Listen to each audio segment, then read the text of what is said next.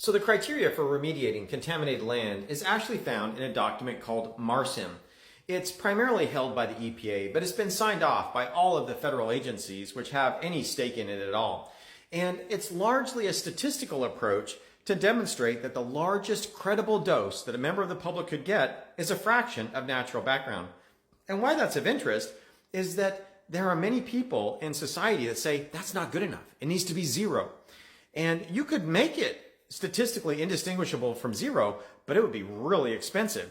And people are like, well, that's what it takes to get zero radiation dose. And that, I would say, is entirely unethical, immoral even, to spend hundreds of millions of dollars to avoid a dose that's comparable to the next time you go see the dentist or the next airline flight that you take, and to spend hundreds of millions of dollars to avoid that dose when that money could go to social programs, education, healthcare, housing. That's just an incredible waste of money to avoid something that's not even measurable. It's like saying, I'm going to spend $1,000 per person to make sure that there's a piece of wood wherever that person is so they can knock on wood and stay lucky. Obviously, that's my opinion.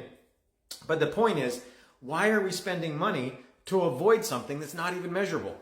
That doesn't make sense. And that's what happens a lot of times when it comes to remediating land. People say, I want it to be zero.